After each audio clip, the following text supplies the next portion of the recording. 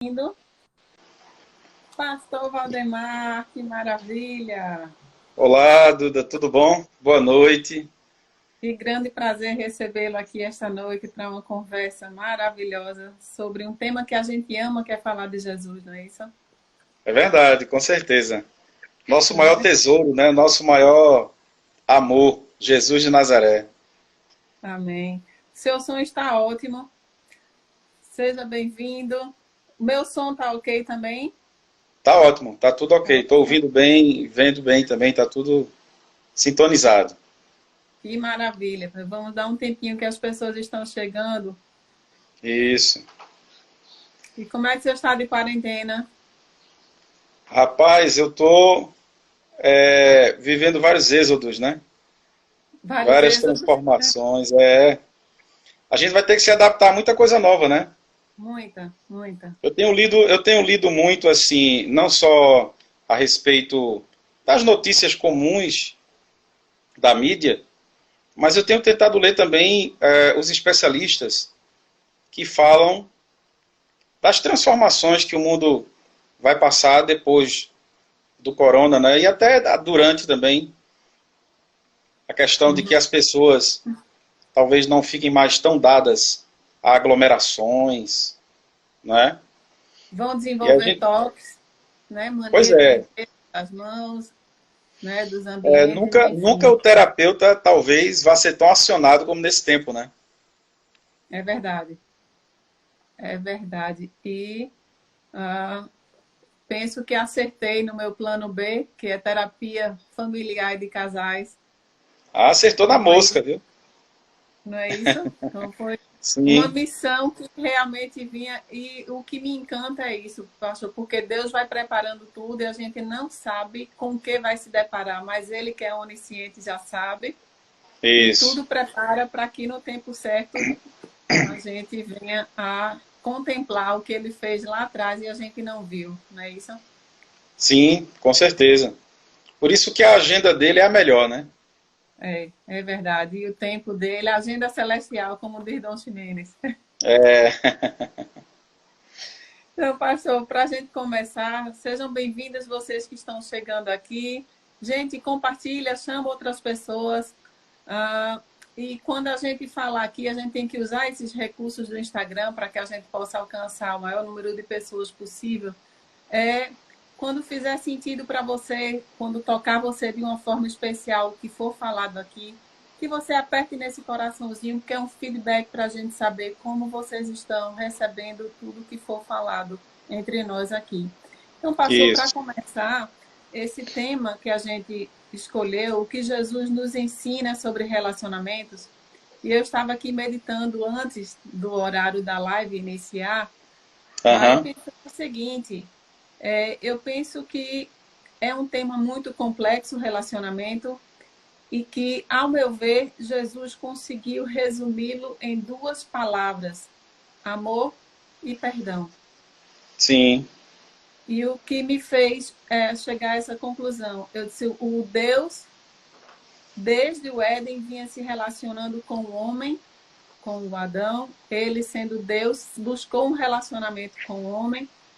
E Jesus veio como expressão do perdão de Deus para os nossos pecados. Então, que grande dimensão que existe no amor e no perdão e que a gente pode aplicar como princípio para os nossos relacionamentos. Como terapeuta familiar e de casais em formação e também coaching de relacionamentos, as demandas que eu recebo são costumeiramente relacionadas a relacionamento entre o casal e, em menor proporção, com filhos e com a família como um todo. E há aham. uma outra dimensão também muito demandada, que é a relação conosco, como eu me Sim, relaciono comigo, é né? verdade. E as pessoas buscam regras, buscam conselhos, orientações, e eu costumo sempre dizer, vamos ao princípio, vamos buscar no princípio aquilo que pode se adequar à nossa necessidade. Aham. E para mim o princípio é a Bíblia, é a palavra de Deus. E é por isso que no meu Amém. perfil do Instagram a descrição é: ajudo você a cuidar dos seus relacionamentos à luz da Bíblia. Amém. É a luz Então, maior, pastor, né? pois é. Então, quando as pessoas me perguntam algum problema de relacionamento entre um casal, algum relacionamento com o filho, algum relacionamento consigo mesmo sobre perdão, sobre traumas e outras questões, eu digo tudo está no princípio. Vamos ao princípio, em vez de a gente buscar pequenas leis, vamos buscar o princípio maior que tudo rege. É E verdade. são os ensinamentos que Jesus nos deu quando ele escolheu se relacionar com os discípulos, quando ele poderia fazer um milagre e transformar todos eles, mas ele escolheu caminhar, escolheu ensinar no caminho. E outra coisa que me chama a atenção, para nós que somos imperfeitos, ele diz, ide e pregai o evangelho a todas as criaturas, e eu me pergunto, por que é que ele não escolheu anjos que estão, né, numa É, dimensão maior e mais elevada, escolhe o homem caído para fazer é, isso, pregar o evangelho, né? Então, verdade. são essas abordagens que eu quero introduzir para ao longo da live a gente ir conversando. Quem me pergunta autoritarismo na relação com o filho, a fuga da convivência consigo mesmo, esse olhar para dentro. E o senhor também, além de pastor, é psicanalista e tem essa experiência e tem essa demanda em consultório. Então, Aham, temos hoje muito assunto é para verdade. tratar com esse público que está chegando. Então, fique à vontade, pastor, dentro disso que foi colocado, para que o senhor possa abordar o tema. Maravilha. É, dentro disso que você colocou, amor e perdão, a gente precisa voltar um pouco na história dos nossos antepassados, né? Nossos avós, nossos pais. A maioria de nós fomos criados em lares onde se apregou muito assim a ética, o trabalho, a honestidade, a coisa muito em cima da moral, não é? Mas nós não fomos ensinados pelos nossos pais a perdoar. Por exemplo, nós não tínhamos o costume de, na nossa casa, os nossos pais dizerem assim, peça perdão a seu irmão, não é? Quando a gente errava. Ou então, muito menos ainda, a gente não teve o costume dos nossos pais nos pedirem perdão quando Sim, eles erravam, não é? Então a gente não está acostumado com isso. Nós não fomos educados. Quando a minha esposa, ela tem um dom de liderança muito forte e eu também. Então a gente se conheceu jovem, trabalhando na igreja, servindo na juventude. E ela é uma pessoa maravilhosa, uma mulher linda e de uma personalidade muito forte. E é interessante que quando nós namoramos, noivamos e casamos, a gente começou a perceber que as nossas personalidades entraram em choque, né? Começou a dar o curto-circuito, né? E aí foi quando a gente notou que, para que a gente pudesse ter saúde nessas duas relações de liderança dentro de casa, nós tivemos que tomar uma decisão que os nossos pais não nos ensinaram. Nós introduzimos um valor que para nós hoje o perdão é um valor. Para nós, na nossa casa, por exemplo, o perdão ele é tão sério quanto trabalhar, ser honesto, fazer a coisa certa. A gente tem que dar ao perdão o mesmo valor que a esses outros valores. Entende? Então, quando o perdão é introduzido na educação doméstica, na relação do casal, na relação pais e filhos, a possibilidade de haver saúde nessas relações é infinitamente maior. Né? Eu me lembro, a minha filha hoje tem 10 anos. Eu me lembro que a primeira vez que eu fui pedir perdão a ela, ela tinha 4 anos. Né? E eu me excedi com ela na disciplina de pai, e aí eu chamei ela no canto. Olha, Duda, posso fazer uma confissão aqui? claro. Aí eu fiquei com distonia, minha mão suou, você acredita? Uhum. A primeira vez que eu estava pedindo perdão à minha filha, eu assim tive uma distonia, minha mão suou, fiquei nervoso. E eu comecei a perguntar para mim mesmo. Na época eu não tinha a ferramenta da psicanálise, né? Então eu comecei a perguntar para mim mesmo, rapaz, como é que eu tô amarelando diante de uma menina de 4 anos, né? Sim. Mas aí eu cheguei diante dela, nunca me esqueço essa experiência. Eu me abaixei na altura dela, assim, olhei no olhinho dela e disse, meu amor, papai falhou, exagerou com você. Você perdoa papai? Aí você não imagina o que ela me respondeu. É, Ela disse, eu perdoo, papai, quer brincar? olha, Então, assim, quando Jesus disse que quem quiser entrar no reino do céu tem que ser como criança, a gente aprende aí. Porque a criança, o James Houston, né, o grande espiritualista, o grande servo de Deus, pastor James Houston, fundador do seminário de Vancouver, no Canadá, Don Chimene já trouxe até ele no CETEC. O James Houston diz o seguinte, os adultos, eles têm dificuldade nas suas relações porque eles querem ter razão. sim, Mas as crianças não têm tanta dificuldade nas suas relações porque elas querem ser felizes, ser felizes. não Isso, é? A criança isso. não está muito preocupada em ter razão. Ela quer um pouco mais ser feliz do que ter razão. Então, por isso que ela se magoa com um amiguinho, automaticamente ela já perdoa e já está brincando na mesma hora, É não é? verdade. Então E a gente aí, precisa aprender com eles isso, né? quando o senhor traz isso, né, a questão do querer ter razão, e aí eu lembro aqui dos obstáculos ao bom relacionamento.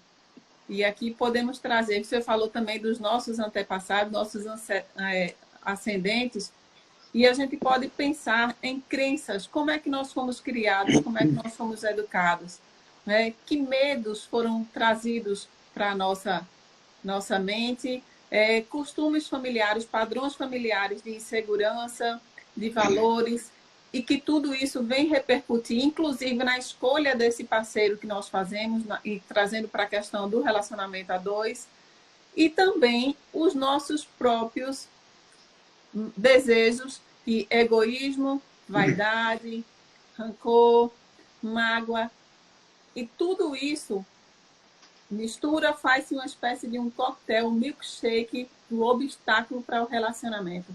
E a gente Verdade. precisa aprender a lidar com essas questões, mas não é fácil, não. Por quê? Porque muitas vezes a razão quer se sobrepor a tudo isso. E imagine quando você traz o exemplo de um homem que sua a mão para pedir perdão a uma criança de 4 anos, né? Qual era o sentimento que tinha ali? Né? Porque sabia que não Exatamente. ia ser julgado nem avaliado por uma criança de 4 anos. Mas é o despir-se da razão para dar uma Isso. razão a uma criança de 4 anos.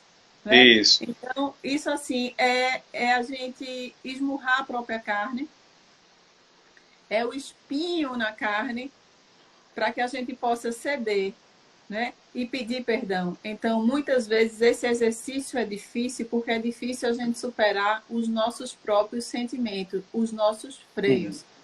Né? Exatamente. Então, o senhor fala na questão de ter razão, por que é muito comum a disputa entre casais? Quem é o mais forte? Quem é o que tem maior provisão financeira? Quem é o mais jovem? Quem é o mais bonito? Estabelece-se, em vez de uma união, uma competição. Né? Então, são essas questões do ser humano que vão entrando e vão minando o relacionamento como ervas daninhas. Então, tudo... Eu não sei se você já leu aquele livro do Tim Keller, O Significado do Casamento. Não. Olha, é um livro extraordinário, viu, Duda? Porque o Tim Keller, além dele ser um grande teólogo, ele também é um grande pastor. Ele sempre foi um homem que estudou muito teologia, sem se afastar da igreja. Porque existe aquele teólogo que é só da academia, né? E existe aquele teólogo que, enquanto ele faz teologia, ele está pastoreando. Né? Então, esse cara, ele tem um coração e uma mente diferenciada. Né? Então, o Tim Keller, ele é dessa escola. Ele é doutor em teologia, mas, ao mesmo tempo, nunca deixou de pastorear uma igreja. E é casado há 40 anos, né? já é avô e tudo. E aí ele, nesse livro, O Significado do Casamento, quase que eu não comprava esse livro, só por causa de um capítulo, que eu gosto de comprar os livros, ler o prefácio, as coisas. Aí eu estava lendo lá o sumário, aí dizia assim, o segredo para o casamento dar certo. Eu tenho uma certa resistência com essas palavras, sabe? O segredo, fórmulas. Com fórmulas, eu tenho uma certa dificuldade. Né? Com receitas. Dicas, Mas aí quando eu li, você acredita que eu me quebrantei, porque ele me convenceu. Porque ele diz o seguinte, só existe um segredo no Evangelho para um casamento dar certo. É o casal decidir conscientemente e por fé, quem é que tem razão? E aí o Tim Keller diz assim, quem tem que ter razão é Jesus. Isso. Não é? Quem tem que ter razão é Cristo. Não é? Porque quando Cristo tem razão na relação, e até na criação dos filhos também, tudo na vida, o orgulho perde. Não é? A carnalidade perde. Os dardos inflamados do maligno são queimados. Não é? As influências do mundo perdem. Quando Cristo ganha, tudo que há de ruim perde. Não é? E aí o que fica, o extrato que fica na relação é o Evangelho. E aí, à medida que o Evangelho ganha, Cristo ganha, as coisas ruins perdem, e os dons e virtudes do Espírito Santo triunfam sobre a relação. Não é? Verdade. A paz ganha, a tolerância ganha, a compaixão, não é? A longanimidade, não é? A compreensão ganha. Todas as virtudes do Senhor começam a ter vitória na relação quando o Senhor é o vencedor da relação. É como alguém comentou aqui, que disse, os dois cedem e Cristo reina. E é exatamente isso. Perfeito.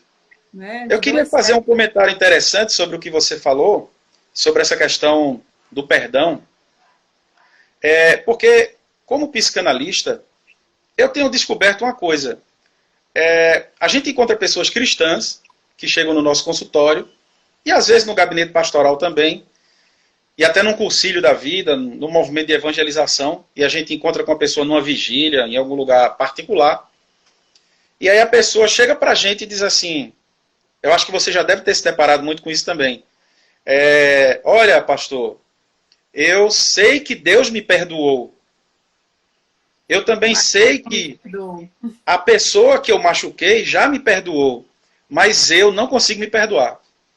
Me deparo muito. E aí eu digo, olha, que pretensão de se colocar acima de Deus, que se Deus perdoa, quem sou eu para não me perdoar? Né? Agora, eu descobri uma terapia. Não sei se você faz algum tipo de terapia, que o Espírito Santo foi que me ensinou, não foi nenhum livro não, viu? É a melhor, então. É uma oração de auto-perdão, não é? Eu já fiz muito isso, e é interessante. As pessoas, quando elas fazem essa oração, elas se derramam na presença de Deus, sabe? Elas experimentam uma grande libertação. E aí eu peço para elas simbolicamente botarem a mão no coração, e elas oram, elas repetem essa oração. É uma oração simples, mas se você fizer com fé e com honestidade, ela funciona. Então a pessoa diz, Senhor, eu te agradeço pelo teu perdão. Senhor, eu te agradeço pelo perdão de fulano de tal, que eu machuquei ele e ele já me perdoou. E agora, Senhor, diante de ti, e diante do pastor que está diante de mim, diante de Duda, minha terapeuta, diante de quem quer que seja, a pessoa que está ali, ou o grupo que está ali, ele pode dizer, diante da igreja que aqui está, eu me absolvo. Uau! Olha, você não tem ideia, essa palavra absolvição, porque no mundo espiritual a coisa já aconteceu, você está entendendo? Isso. Agora, não aconteceu no emocional dele. Perfeito. Entende? Então, quando ele faz essa oração de auto-perdão, não tem nada a ver com o mundo espiritual, com a relação ele e Deus. Não. Ele e Deus já foi resolvido. Mas não foi resolvido ele e ele mesmo. Porque é igual o salmista, né? Ele é pautado pelo mérito. Então, se ele não se sente merecedor, como é que ele vai se absolver? Né? Não entende ainda a relação com a graça. Exatamente. E aí, então, essa questão de você se perdoar, você se absolver, isso faz total diferença. Por exemplo, eu observo algumas pessoas que pregam muito sobre arrependimento. Parece João Batista, né? Só tem essa mensagem, né? E como terapeuta, eu tenho feito uma leitura. Eu creio que essa pessoa não está sendo direcionada pelo Espírito Santo para insistir tanto nesse assunto de arrependimento? Essa monoideia de arrependimento repetitiva, na verdade, é que ela não se sente perdoada. Não é? Então ela fica pregando arrependimento para o mundo como se fosse uma projeção da sua falta de paz. Eu até disse para uma pessoa um dia desse, que tem essa tendência, eu disse, olha, cuidado com essa repetição exaustiva de arrependimento, arrependimento, arrependimento, porque ao invés disso ficar gerando arrependimento, vai gerar culpa nas pessoas. Isso. Né? Porque logo depois que você se arrepende genuinamente, logo após o arrependimento, vem logo uma paz. Vem uma brisa, vem uma serenidade, né? Então, se você está com essa ideia de arrependimento interminável, a brisa não chegou. Não é? Porque Jesus disse o quê? O meu jugo é suave e o meu fardo é leve. Né? Então, se eu estou seguindo Cristo e estou carregando a culpa do pecado o tempo todo, é porque eu ainda não compreendi direito o Evangelho, né? E é por isso, pastor, que naquela passagem, na cura do paralítico que é levado pelos 4 amigos, né? Pastor Técio, certa vez pregando sobre esse versículo, ele diz, o mal daquele homem não era no corpo, ele não precisava ser curado no corpo, a paralisia dele era uma repercussão da alma. Tanto que Jesus diz, os teus pecados estão perdoados. Isso. Levanta-te, toma o teu leito e anda. Então, é foi verdade. uma cura nas emoções daquele homem. Sim. Né? E não uma cura física necessariamente. Então, isso é muito importante, essa abordagem da interferência das emoções na nossa vida, nos nossos relacionamentos. Se eu sou uma pessoa muito insegura, a tendência é que eu vá me relacionar num padrão de muita cobrança, de muita vigilância, de muito ciúme. Se eu não perfeccionismo, estou com estima de perfeccionismo. E há quem pense que perfeccionismo é um preciosismo, mas não é. É zelo, um sinal, né? de baixa autoestima. Né? Tem gente que acha que o perfeccionismo é zelo. Isso, né? Eu não tenho certeza nem segurança de que você aceita se eu não for perfeita. Então, eu vou primar pela perfeição para que eu possa ser aceita. Né? Então, há quem pense que é preciosismo e não é. Então, quando você viu uma pessoa num relacionamento com muita cobrança, muita insegurança, muita desconfiança, não é nem sempre a relação que precisa ser trabalhada, é esta pessoa individualmente que precisa ser trabalhada nas emoções para depois aprender a se relacionar. A gente precisa sempre desconfiar de quem é muito insatisfeito. Sabe, eu tenho muita desconfiança de pessoas insatisfeitas. Perfeito. Porque uma das coisas que o Evangelho tem me ensinado nesses 30 anos de peregrinação é que à medida que o Evangelho cresce em você, você vai ficando satisfeito e pacificado. Perfeito. Não é? Eu costumo dizer para as pessoas nos sermões, nos aconselhamentos, nas conversas, que a paz do Senhor, ela é crescente. Não é? Quanto mais você anda com Deus, mais essa paz cresce. Não é? Perfeito. Então, quando eu vejo uma pessoa que se diz cristã muito insatisfeita, eu vejo que ela precisa de ajuda.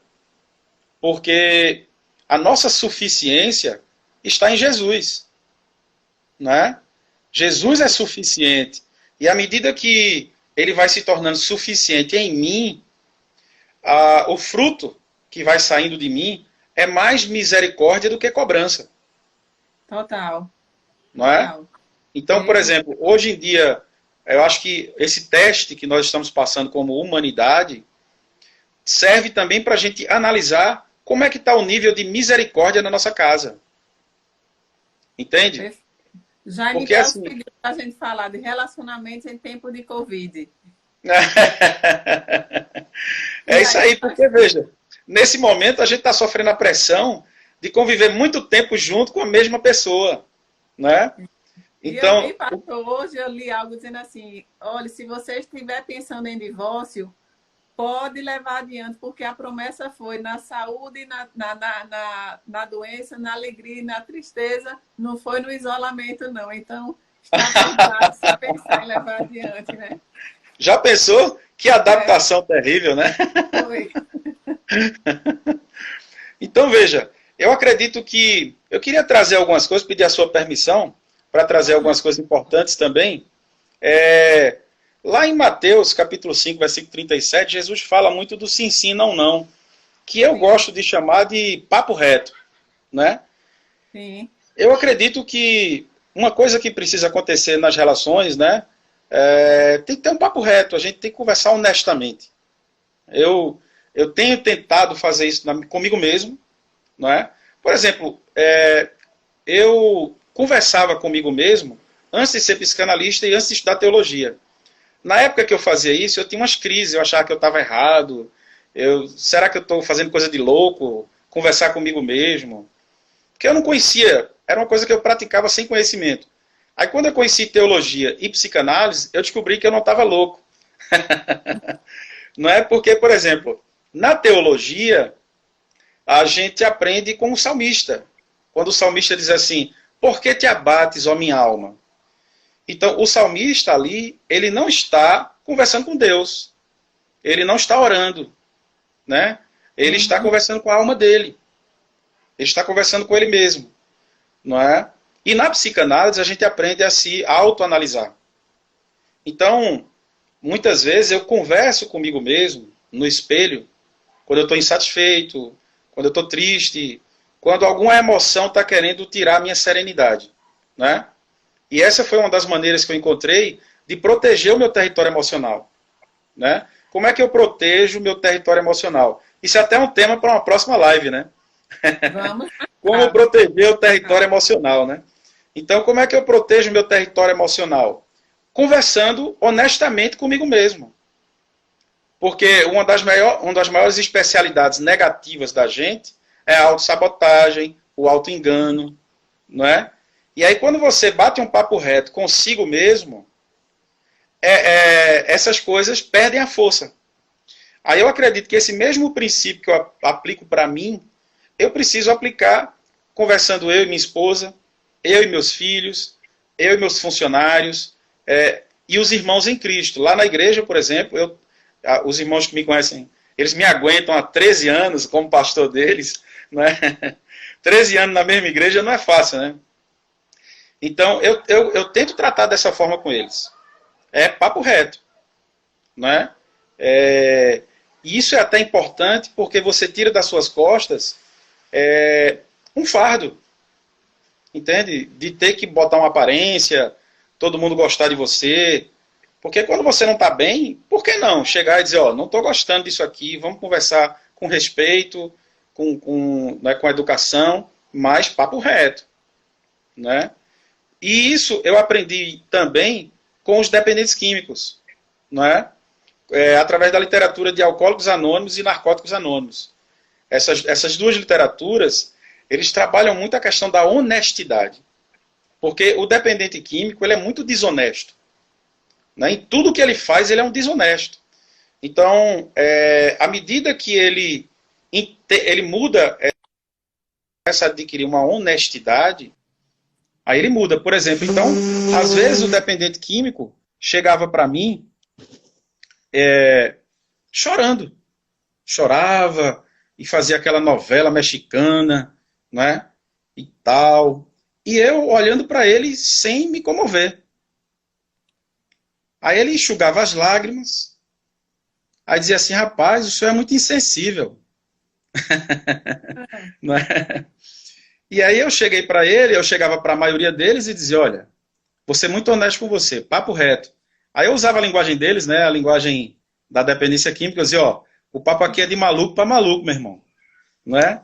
Então, a gente vai conversar aqui honestamente.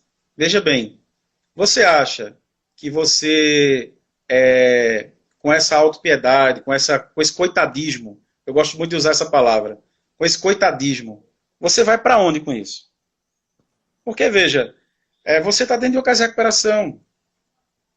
Então, veja, não adianta você ficar com esse chororô, com essa lamúria. O que você precisa mudar são suas atitudes. Sim, mudar perfeito. as ações, mudar os comportamentos. Porque aquele velho hábito antigo dizia, o hábito faz o monge. não é? Então, por que que o cara se tornou um dependente químico? Ele não nasceu assim. Ele não nasceu... A mãe dele, em vez de botar uma chupeta, não botou um baseado na boca dele, botou uma chupeta, não é? Então, o que tornou ele isso? Foram as escolhas, as ações repetitivas, os erros repetitivos, aqueles hábitos ruins foram formando ele. Então, o que é que ele vai fazer agora? Hábitos novos, hábitos positivos, hábitos bons. Por exemplo, tem pessoas que têm obesidade, aí odeia caminhar. Mas um dia o médico chega e dá ultimatos, ó, ou você caminha ou você morre. Aí o cara vai caminhar contra a vontade dele, não suporta caminhar, às vezes vai com raiva. Mas com o passar do tempo, 2 meses, 3 meses, 6 meses, um ano, ele vai percebendo os benefícios. Daqui a pouco ele está gostando de caminhar. Daqui a pouco ele está apaixonado, estudando o assunto e está até dando palestra. Já me perguntou aqui se a lamúria não é legítima. E aí eu disse, vou dizer ele aqui que quando entra a gratidão não dá espaço para murmuração. Como é? Jaime perguntou se a lamúria não é legítima. A lamúria. O seu som ficou baixo para mim agora. Não sei se você está me ouvindo bem. Estou lhe ouvindo. Mas o seu som ficou bem baixo para mim. Deixa eu só ver se eu conserto aqui. Gente, vocês estão ouvindo o meu som? Tá ok? Me dá um retorno aqui. O senhor está me ouvindo? Eu estou achando baixo. Acho que o som caiu, não sei por quê. E agora? Deixa eu ver se é o meu celular aqui. E agora?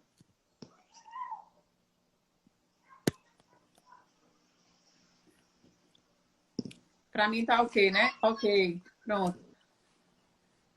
Espera aí, só um minutinho. Tá. Gente, vocês querem fazer alguma pergunta? Vai escrevendo aqui que eu estou lendo para a gente se posicionar. Eu não sei o que aconteceu, mas para mim ficou bem baixo agora o seu som.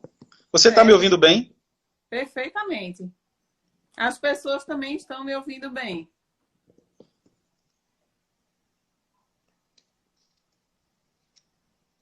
Os dois estão ok. Deu uma baixada no som. Ajusta aí essa questão do som. Tá ouvindo? Isso que já me perguntou. Muitas vezes as pessoas me procuram para fazer terapia de casal, coach de relacionamentos, e dizem assim, mas meu marido não quer me acompanhar, não quer fazer comigo. E eu digo a você que muitas vezes a gente está precisando de uma cura individual, interior, para a gente aprender a se relacionar. Deixa eu ver se eu acho um fone de ouvido aqui, rapidinho.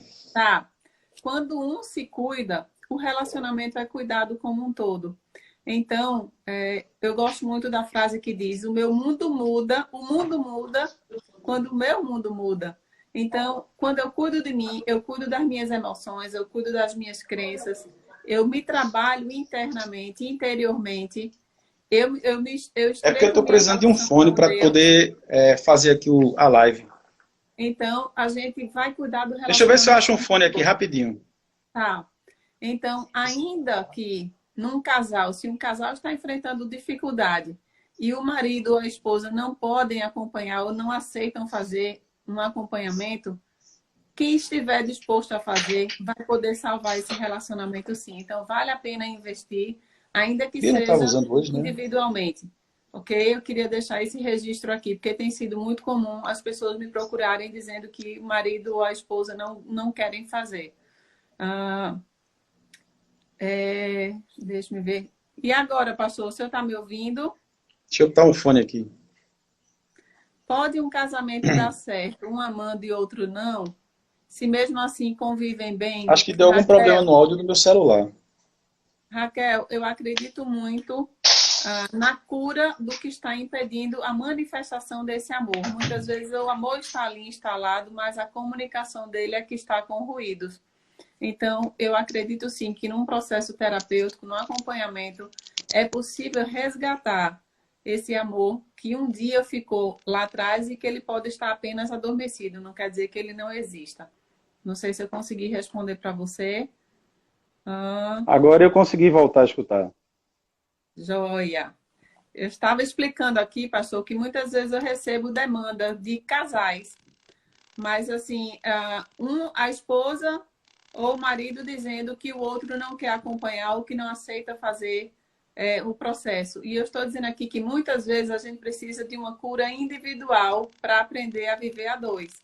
Então, ainda que o casal não esteja em consenso para procurar essa ajuda, aquele dos dois que estiver, faça isso, porque o impacto vai ser muito positivo no relacionamento. Quando uma pessoa muda, ela impacta muito a vida do outro. Sim, Porque sim. ela deixa de repetir aqueles erros, né?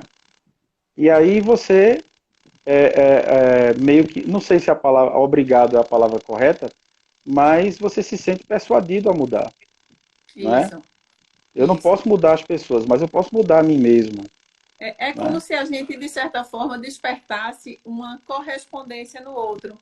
Se eu vejo que um está fazendo a parte dele, está agindo, está buscando, né, formas e meios, está se empenhando, é como se eu despertasse no outro essa sensação, esse sentimento de correspondência ao esforço que eu estou fazendo. Então, é uma reciprocidade.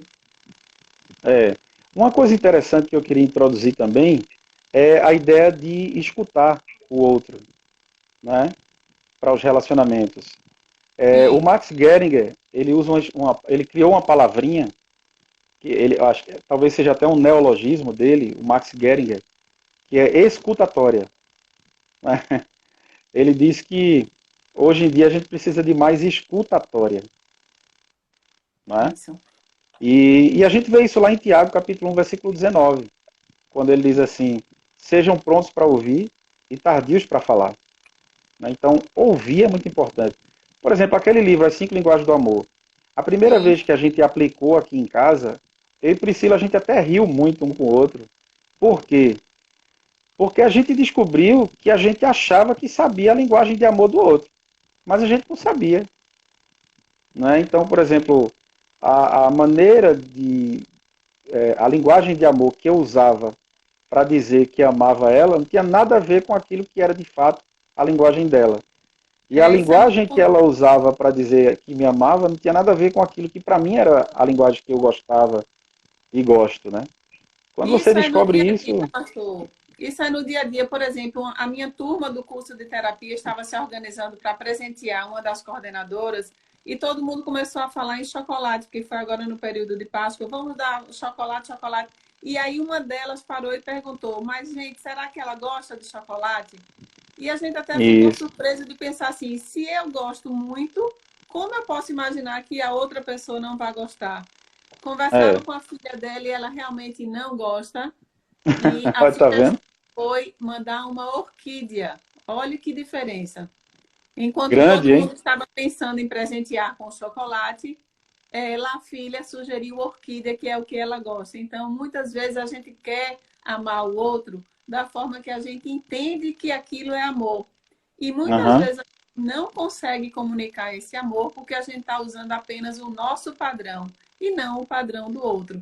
Por isso é preciso esse olhar sensível para saber como é que o outro entende que está sendo amado e não como eu desejo expressar esse amor. Essa comunicação é extremamente importante. exatamente. E isso se aplica também aos filhos, né? A Sim, gente tem que ouvir os filhos, às vezes não só ouvir as palavras, mas ouvir a vida deles, escutar, observar quais são os gostos deles, né? E aí, à medida que você vai descobrindo essa linguagem, tanto do cônjuge quanto dos filhos, dos amigos, dos irmãos em Cristo, do pastor, não é? Às vezes todo mundo acha que pastor só gosta de livro, né? ah, Tem essa cultura, né, que se normatizou, né? Então todo aniversário de pastor, o que o pastor mais ganha é livro, livro, livro, é, livro. Aqui na paróquia, assim, como eu estou aqui há 13 anos, então eu sempre ganhava muito livro há alguns anos atrás, né? Aí as pessoas começaram a perguntar mais a Priscila. E Ah, aí elas é, perceberam outras coisas, né? Além de livros, né? pois é. Então, aí há duas perguntas aqui, pastor. Uma diz o seguinte: como resolver o problema da cobrança sempre em cima do outro? E uma outra pessoa colocou: quando achamos que o problema só está na outra pessoa e não procuramos ajuda, o que fazer? Rapaz, são duas perguntas difíceis, né? De responder, né? Porque, de fato, eu vou falar como homem primeiro, depois pastor e psicanalista, né?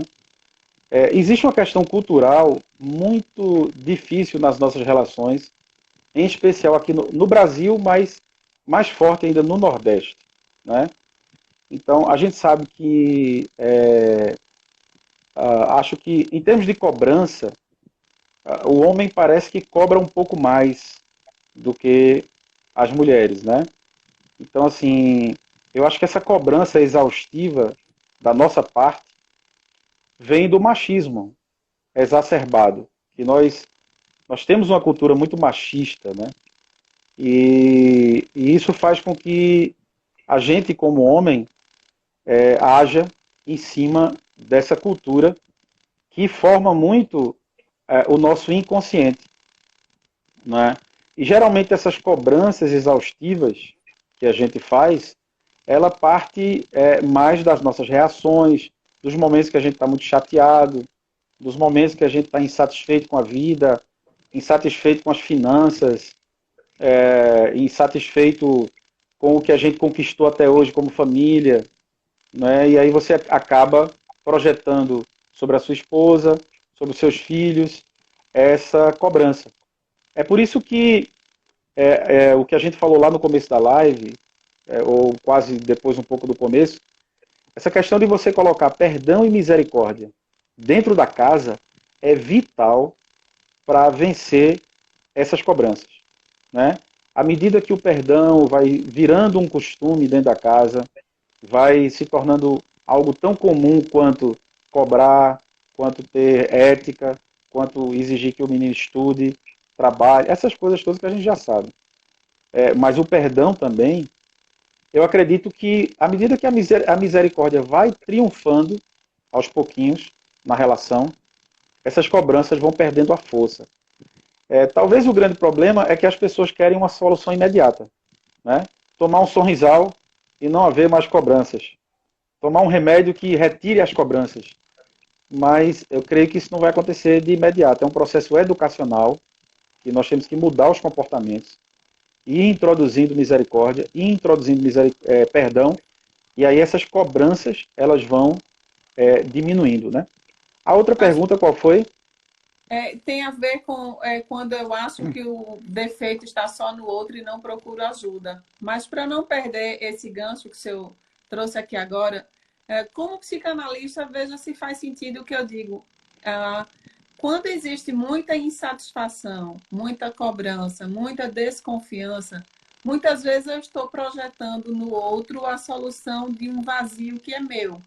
Sim, Então, eu preciso sim. preencher esse vazio, eu preciso cuidar desta falta que me faz ter muita cobrança, que me faz ser muito exigente, que me faz ser desconfiada, que me faz ser insatisfeita. Então, muitas vezes eu estou procurando alguém que venha suprir essa falta, essa carência, quando na verdade eu preciso cuidar da minha falta, da minha carência para só então me relacionar com alguém. Não adianta a gente falar em buscar a outra metade da laranja, não é a metade. A gente tem que estar inteiro e inteiro se relacionar com alguém. Não é buscar alguém que nos preencha, é nós estarmos preenchidos e ter o que oferecer a alguém. Se a gente não estiver bem sozinho, a gente não vai ter o que oferecer a alguém quando a gente estiver acompanhado. Então, para que a gente tenha esse olhar sensível para ver se eu estou reclamando muito, se eu estou cobrando muito, se eu estou muito insegura, desconfiada, insatisfeita, provavelmente é uma carência minha que está gritando lá dentro e eu não estou conseguindo ler, eu não estou conseguindo interpretar. E aí eu penso que é só uma atitude do outro, é o outro quem está provocando isso em mim. Não, ele pode até estar acionando o gatilho, mas essa questão é sua consigo mesmo. Então, vale a pena olhar para isso, um processo de autoconhecimento, para ter esse olhar e saber interpretar as suas reações. Muitas vezes não é o outro, é você mesmo. Exatamente, tem uma seguidora de Freud, uma discípula de Freud chamada Marlene Klein, que ela diz o seguinte: para que a gente se relacione bem com o outro, principalmente os mais próximos, cônjuge, pais, filhos e as pessoas próximas, a gente precisa sepultar, ela usa até uma palavra um pouco pesada, mas é no sentido psicológico, a gente precisa sepultar as pessoas que a gente idealizou, né? Porque essas pessoas não existem. É o mito do herói, né? Exatamente, ou seja, esse pai que eu idealizo não existe. Essa mãe que eu idealizo não existe. Esse filho que eu idealizo não existe. Esse cônjuge que eu idealizo. E tem mais, além dele não existir, ele nunca existirá. Pois é. Então, se você não os sepultar, se essas pessoas ideais não morrerem para você, você nunca vai conseguir conviver com as reais. Eu E até, sepultei meu pastor, pai ano passado, eu fiz o velório do meu pai. E eu disse uma coisa no velório, que meus familiares estavam presentes, que foi muito, eu creio que foi muito libertador, principalmente para mim e para as pessoas que ali estavam. Eu disse, olha, hoje eu estou na Páscoa do meu pai, quando eu vou fazer velório eu chamo de Páscoa, a passagem daquela pessoa. Eu disse, eu estou na Páscoa do meu pai, mas pela graça e a misericórdia de Deus, eu estou sepultando um homem real. Eu não estou aqui fazendo um velório de um mito, o velório de uma pessoa que eu idealizei, uma ideia romântica. Não, eu estou sepultando um homem real que eu precisei aprender a aceitar ele como ele é para poder o amar de verdade. Porque a gente só consegue amar as pessoas de verdade quando a gente as aceita como elas são. E é interessante que elas só mudam quando isso acontece. O perfeito. Dom Helder Câmara dizia uma coisa perfeita. Dom Helder dizia: eu tenho que mudar muito para poder conseguir ser a mesma pessoa. E muitas vezes, pastor, esse sentimento é que precisa invadir, por exemplo, os nossos jovens, que Sim, muitas vezes acham que o amor de pai e mãe estão condicionados a o fato dele ser um bom filho e corresponder às expectativas dos pais. Então, sim, costuma esconder muita coisa com medo é, de não ser amado, de ser rejeitado, né? E tudo que ele precisa é saber que, apesar dos defeitos, apesar das falhas, ele é filho amado, correspondendo ou não à expectativa que os pais têm. E o fato é que eu acho, pastor, que assim, o ser humano em geral, ele tem necessidade de apontar um vilão como causador dos seus problemas e buscar um herói que vai resolver os seus problemas. E quando o é, ser humano está buscando, apontando para o vilão ou esperando o herói, ele não está chamando para si a responsabilidade de cuidar da própria vida, de é, mudar o que precisa ser mudado, de aperfeiçoar o que precisa ser aperfeiçoado ou de transformar o que precisa ser transformado. Então, enquanto eu estiver apontando para o vilão como culpado pelo que me acontece, ou buscando um herói que vai resolver a minha vida, eu vou continuar vivendo do mesmo jeito, porque eu não estou assumindo o leme do barco da minha vida. Pois é, a gente sempre precisa de um bode expiatório e de um Messias, né? E Jesus foi tudo isso. Quando eu entendo que ele é o meu bode expiatório, ou seja, nele estão todos os meus pecados, as minhas mazelas foram postas nele, e eu entendo que ele é o meu Messias e me satisfaço nele, então eu começo a deixar de lado essa coisa de ficar transferindo isso para os outros. E ao mesmo tempo, eu me torno mais pleno, porque eu me sinto perdoado por Deus em Cristo, satisfeito em Deus através de Cristo. E se eu estou perdoado e satisfeito, naturalmente eu vou me tornar bem mais produtivo. Não é? Porque eu vou me tornar livre para ser alguém frutífero. Porque o que nos impede de não frutificar né? É exatamente essa culpa que nunca sai. Você nunca sente o perdão, você nunca se sente perdoado, você nunca sente pacificação, né? E uma das razões que eu fui fazer psicanálise foi porque eu encontrei muitos cristãos dessa forma, né? Bingo! Compartilho do mesmo sentimento, pastor, É, quando eu busquei a terapia e o coaching também. Eu li uma frase que, para mim, foi muito impactante, que dizia assim: não adianta ser espiritualmente maduro e ser emocionalmente imaturo. isso, Então, por isso exatamente. eu me aprofundei no estudo das emoções, exatamente por isso. Os meus filhos estão estudando numa escola agora que uma das razões que eu transferi eles para essa escola é que essa escola ela tem um material de educação das emoções, Perfeito. sabe? Isso me conquistou, porque a maioria das escolas não ligam para isso. Elas querem preparar o QI, mas não desenvolvem o QE, o quociente Perfeito. emocional dos nossos filhos. Aí você tem um monte de jovem extremamente preparado intelectualmente, mas que quando chega no Enem, esquece, dá um branco. Porque Pastor, diante e da Jesus pressão, usa muitas parábolas exatamente para trabalhar as emoções, isso, não é? exatamente. Quando Deus mandou Jesus para o deserto, diz lá em Mateus capítulo 4, que o Espírito Santo levou Jesus para o deserto para ser tentado por Satanás. Né? Jesus foi para lá para se fortalecer e, ao mesmo tempo, para poder fazer aquilo que o primeiro Adão não conseguiu fazer. Né? Fazer a obra. Por isso que Paulo vai dizer que ele é o segundo Adão, porque ele Exatamente. conseguiu fazer o que o primeiro não fez. Mas eu Uhum. creio também que aquele deserto fortificou Jesus. Né? Eu vi um psicopedagogo dizer algo, eu até falei na outra live com Gabriela Didier, um psicopedagogo disse algo que eu achei fantástico. Ele disse, olha, nós como pais precisamos dificultar um pouco a vida dos nossos filhos. Não só Uau! facilitar, não só facilitar.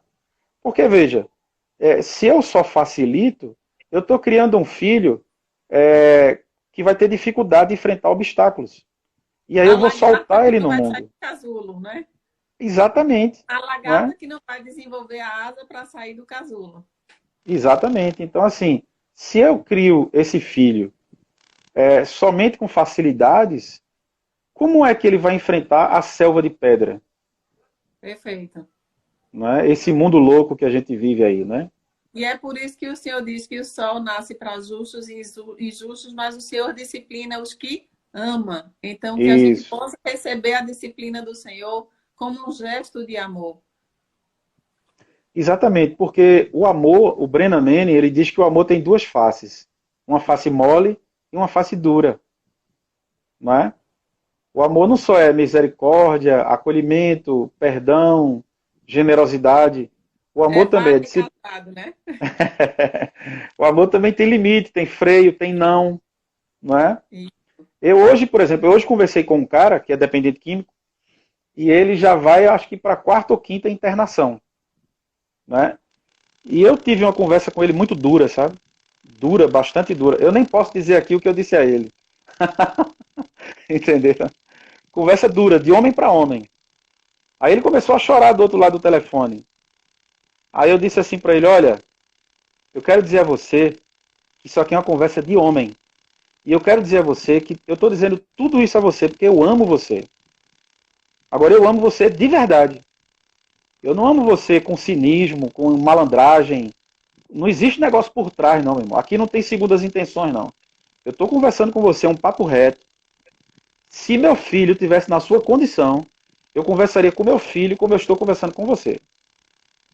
Sabe? E ele agradeceu muito. Porque eu comecei a perceber na personalidade dele, que eu já acompanho há alguns anos, que ele tem um déficit emocional.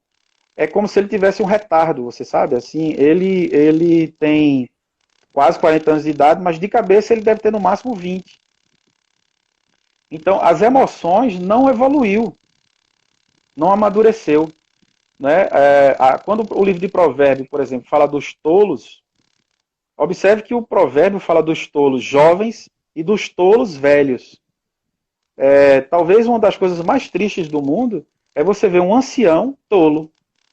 Ou seja, o cara terminar a vida tolo, ele não vai ser sábio nunca, né? Então, a gente precisa refletir sobre isso, porque assim, quando as emoções evoluem, você se torna sábio. As tolices vão ficando para trás. É como o apóstolo Paulo disse, quando eu era menino, eu falava como menino, né? Isso. Mas quando eu cresci, eu deixei para trás as coisas de menino. A gente precisa evoluir. A gente precisa evoluir não só espiritualmente, não só fisicamente, biologicamente, mas emocionalmente. E eu creio que Pastor, a terapia é a evolução das emoções, né? Melhor dizendo, o amadurecimento das emoções. eu estou aqui de olho no relógio para que a gente não perca essa live, para que eu possa encerrá-la e salvar para compartilhar no perfil. Ótimo, ótimo. Agradeço a sua participação. Vamos marcar logo outra data para a gente dar Vamos. continuidade a essa live. Fica aqui o convite. Isso.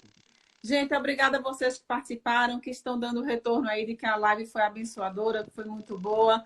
Vai ficar disponível no meu perfil por 24 horas, então vocês podem recomendar quem não pôde estar presente. Pastor, mais uma vez, muito obrigada. Que Deus o abençoe cada vez mais e lhe faça a Amém. boca dele onde o Senhor estiver. Amém. Eu que agradeço, Duda. Obrigado pela oportunidade, obrigado a todos e que a gente possa cada vez mais caminhar junto e crescer em Cristo Jesus, né? Amém. Gente, obrigada. Eu vou encerrar para que a gente não perca essa preciosidade. Um beijo para vocês. Fiquem todos com Paz. Deus. Até a próxima. Tchau, Deus tchau. abençoe. Amém.